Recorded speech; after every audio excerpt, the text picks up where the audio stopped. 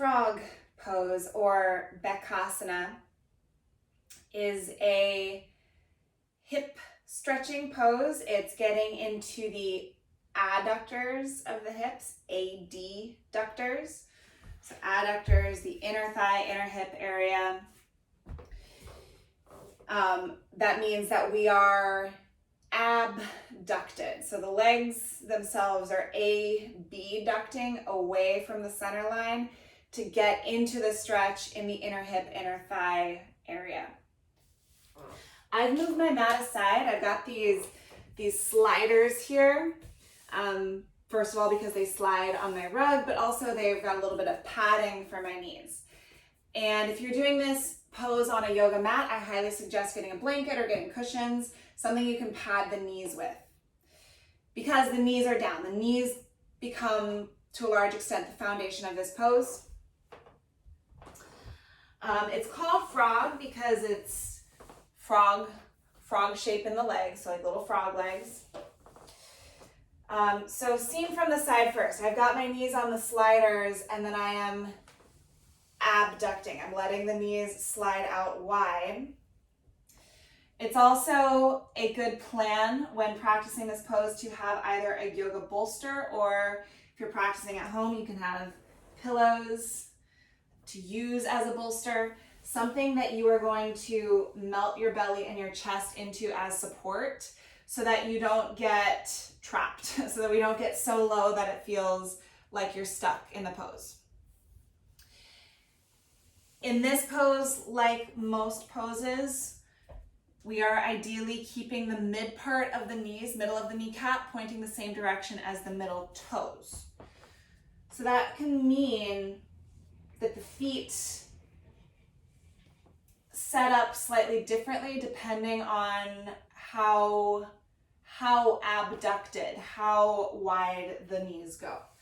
So if you are feeling like maybe you don't want to go so far down, the legs are going to come a little bit less wide. So less wide in your stance means that the toes may actually stay tucked or angled in.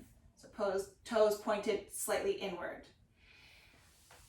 The more you slip into this abduction, the more we get into the frog look with the toes flexed outward towards the sides. Be mindful if you're taking the knees wide, you're slipping into abduction and you feel the feet flagging out and pressure pushing down against the knees, then you might need to play around either with more support for yourself, more prop support, or play around with exactly how you choose to set up the feet. As a baseline in terms of where we're going with this pose, we are working towards the frog alignment. And in the frog alignment, the frog legs, we've got the knees in line with the heels. So while you may choose to tuck the heels in, eventually, directionally, the toes flex out to the sides. The hips are also in line with the knees. So rather than flopping forward and letting the hips come really far forward, which cheats us out of the stretch, we're essentially going for right angles in the knees. And this to me, personally, is pretty manageable because I'm resting on the pillows. If I were to ditch the pillows, if I were to ditch the bolster, ditch the support, then it really is all about my core strength, Uddiyana Bandha, keeping the core lifted so I'm not dropping into the lumbar spine. Mula Bandha, pelvic floor lift, and creating the resistance, the feeling of being able to hug the inner thighs together. So it's possible to move in and out of this pose with strength. So it's a little bit of a resistant stretch. The other way that you can come out of this pose, if you do get to a place where you feel a little bit stuck, would be simply to lean forward onto your belly and then bring the legs together. With this stretch, while we are in really intense abduction, abduction, we are also still in an internal rotation. So rather than rolling the inner thighs forward, as you push down into the knees, there is a feeling of the inner thighs rolling back, which is, I think, a little bit counterintuitive because we are in such intense abduction.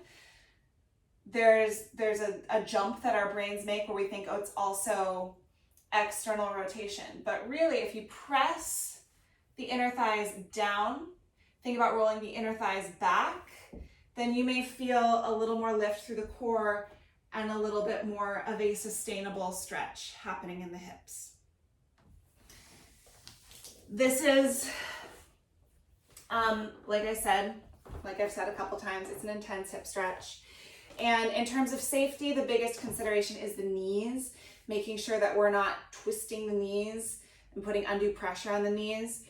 So if you try it and it doesn't work for your knees, or it feels like it's verging into pain, if it hurts the hips instead of just stretching the hips, well, then there are other hip stretches you can do that also help us to get into the adductors. You can do a Baddha Konasana, butterfly knee stretch.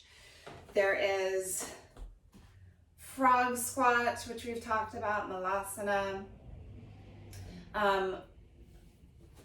and other various hip stretching options. So when you think about writing your cues, this is a pose where it is, I think, good to include one or two other options as part of your cueing. You can instruct this frog, this Bakasana, and then also say to your class, and if that's not working for your knees, know that you can always come to your seat. You can do Baddha Konasana instead to stretch the hips. It's good to think about that as part of the cueing structure for a pose like this.